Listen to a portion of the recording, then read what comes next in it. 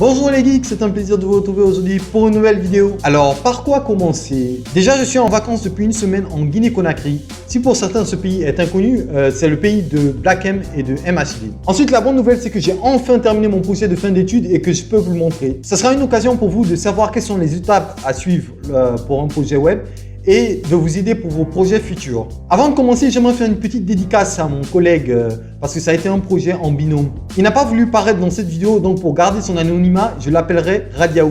Mais je tiens quand même à le remercier parce qu'on a passé de très beaux moments ensemble, on a galéré ensemble et sans lui, ce projet n'aurait jamais abouti. Alors je te remercie du fond du cœur, Radiaou. Maintenant, je vais vous présenter les étapes de mon PFE. On y va? C'est parti! L'étape numéro 1, trouver l'idée du projet. C'est une étape qui peut vous paraître banale, mais qui est très importante.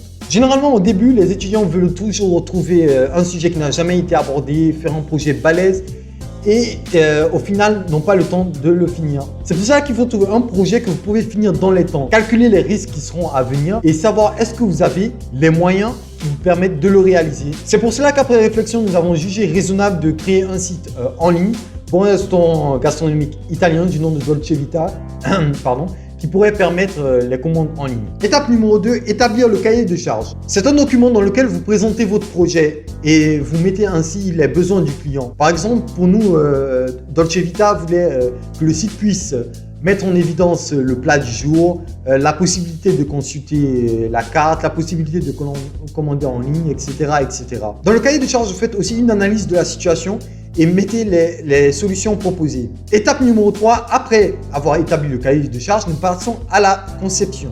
Et c'est là que vous allez perdre énormément de temps parce que tout comme la réalisation d'une maison, si votre architecture est mauvaise, votre projet s'effondrera. Pour le côté analyse, vous avez le choix entre deux méthodes. Meris qui a une méthode assez vieillissante et de moins en moins utilisée, ou UML qui est un langage de modélisation graphique qui est de plus en plus utilisé dans le développement web et c'est évidemment celui-ci qu'on a choisi. Ensuite, il faudra établir les règles de gestion. N'en déplaise à Madame une des jurys de ma soutenance, une règle de gestion est une règle suivie par votre société.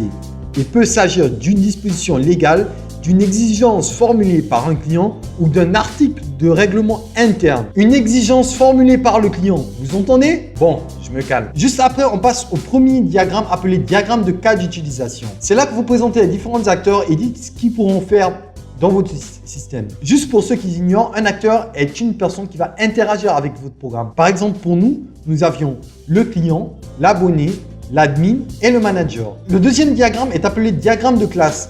C'est le plus important des diagrammes. C'est d'ailleurs grâce à lui ou à travers lui que vous allez générer la base de données. Alors que le diagramme de cas d'utilisation, lui, vous montre un système d'un point de vue acteur, le diagramme de classe, lui, vous montre la structure interne du système. Il existe plusieurs diagrammes dans le diagramme de cas d'activité, mais les deux que je viens de citer sont les plus importants. Après cela, vous pouvez désormais générer votre base de données. Vous pouvez le faire à partir de plusieurs méthodes, mais nous, personnellement, on l'a fait via MySQL. Tout ce que je viens de vous citer fait partie de la conception, donc on n'a toujours pas touché au codage. D'ailleurs les amis, beaucoup d'entre vous pensent que être développeur c'est coder. Non, le plus important dans le développement c'est la partie analyse. Si votre partie analyse est bien faite, le codage lui se fera de façon naturelle. L'étape numéro 4, vous l'aurez deviné, il s'agit de la partie réalisation, c'est-à-dire le codage.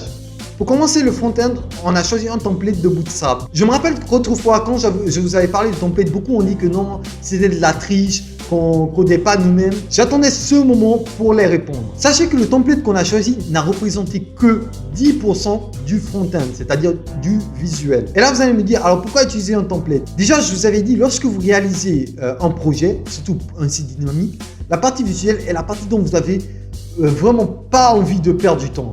C'est pas le plus important. Ensuite, Bootstrap est un framework CSS HTML. Mis à part le fait qu'il vous facilite le développement, il est surtout utilisé aussi pour le responsive design. Qu'est-ce que le responsive design? Le responsive design, c'est ce qui va vous permettre d'adapter votre site à tout type d'appareil. Que ce soit sur ordinateur, tablette ou même téléphone, votre site sera parfaitement visible. Si vous ne gérez pas le responsive design, vous verrez que sur le téléphone, votre site partira un peu en couille. Vous verrez que les boutons partiront un peu de gauche à droite, ainsi que les tableaux. Pour la réalisation de ce projet, on nous avait exigé d'utiliser le pattern MVC, qui a une architecture de codage beaucoup utilisée non seulement pour la maintenance, mais aussi pour la sécurité. Le principe est simple, il est impossible d'accéder directement du vu à la partie modèle, c'est-à-dire la partie base de données. D'ailleurs, MVC signifie modèle, vue contrôleur. Par exemple, pour afficher les plats, il faudra que le modèle charge les entrées, les plats et desserts.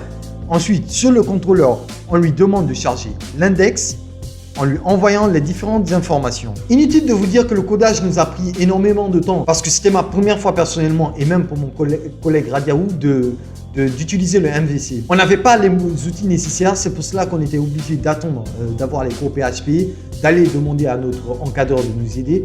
Mais au final, on a réussi à réaliser le projet à temps. Ça nous a demandé énormément de temps et d'efforts. Je me rappelle que des fois, nous avons bloqué sur des étapes et je ne vous mens pas, c'était vraiment compliqué. Par exemple, la mise en place du panier, je me rappelle qu'on a bloqué 2 à 3 jours. Mais ce qui est beau, c'est qu'au final, lorsque vous réussissez, vous êtes vraiment content, vous êtes vraiment soulagé. Je vous assure, c'est plus que le sentiment d'avoir réussi son bac. Sans plus attendre, je vais passer à la partie test. Je vais vous montrer comment le site marche, les différentes interfaces. J'espère que ça va vous plaire. J'ai vraiment pris du temps dessus. Alors on y va, c'est parti. Donc nous voilà sur cette interface. Mon site présente pour la partie utilisateur 2 interfaces. Il y a le visiteur simple, celui qui n'a pas de compte. Il a la possibilité de visiter la carte. C'est un site one page, c'est-à-dire toutes les informations se trouvent sur une seule page. Donc comme vous pouvez voir ici, il y a les différents plats. Il y a les détails juste en bas. Vous pouvez filtrer si vous voulez les entrées, les plats, les desserts. Je suis vraiment fier de tout ça parce que c'est des petits détails tout bêtes mais qui m'ont pris un peu de temps pour comprendre. Ensuite, nous avons ici la possibilité de réserver une table, d'effectuer une réservation. Ici, nous avons la possibilité de laisser un message à l'admin, je ne sais pas moi, pour le féliciter ou s'il y a un problème, et de se connecter. Ou de créer un compte si on n'a pas de compte. On a la possibilité de créer un compte.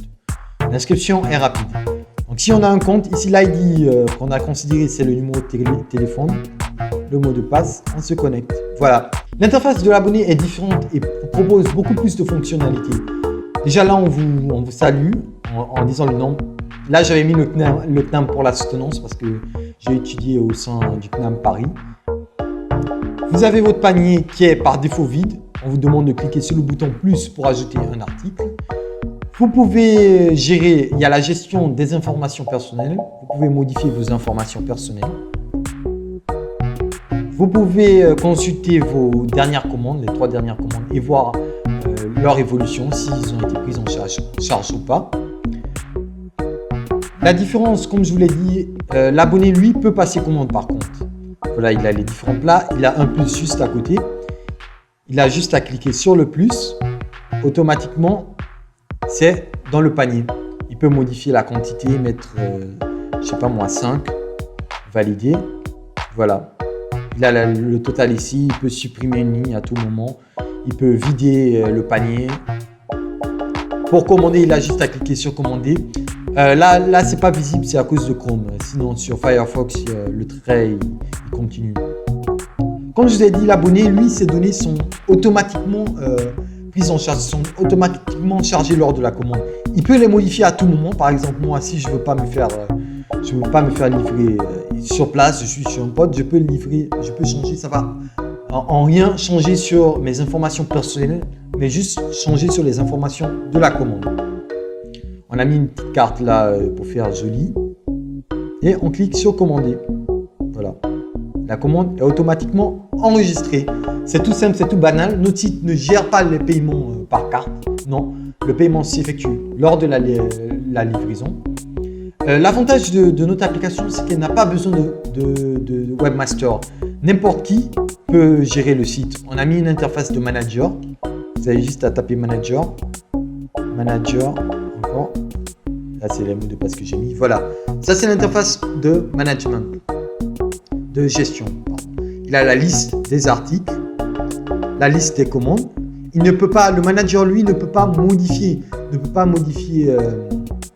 un article. Il n'a pas cette possibilité. Il peut juste consulter la liste des articles.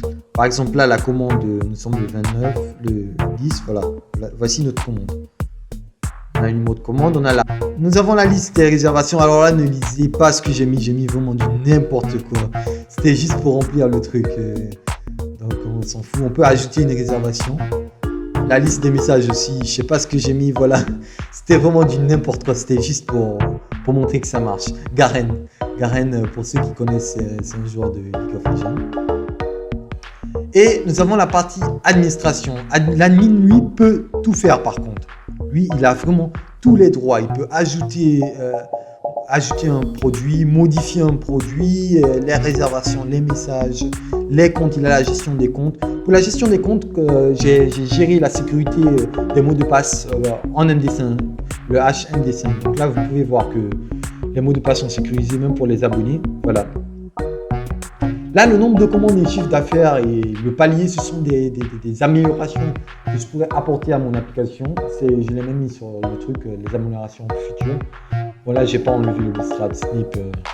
J'ai pas supprimé, c'est vite fait, j'aurais pu le faire. Donc c'était un peu ça l'application. Là, ça paraît tout bête. C'est un test qui ne dure même pas 5 minutes, mais c'est une application qui nous a pris vraiment énormément de temps à réaliser. Et vraiment, j'ai apprécié le faire. Pourquoi? Parce qu'aujourd'hui, je ne peux plus développer si ce n'est pas un MVC. D'ailleurs, j'ai entamé un projet personnel. Je ne vais pas vous en parler. Je ne sais pas, peut-être ça va se réaliser, peut-être ça ne va pas se réaliser. Donc, je vous en parlerai lorsque ça se réalisera. J'espère que cette vidéo vous aura plu et que vous aurez compris comment se passe la gestion d'un projet web. Si cette vidéo vous aura plu, hackez-moi le pouce bleu, laissez-moi vos impressions en commentaire. Rejoignez-moi sur ma page Facebook ou abonnez-vous à ma chaîne YouTube si vous venez nous rejoindre. Je vous dis à la semaine prochaine ou à la semaine prochaine parce que comme je vous l'ai dit, je suis en vacances. Donc j'essaie de vous donner le maximum de mon temps. On se voit une prochaine fois les amis. Allez, ciao!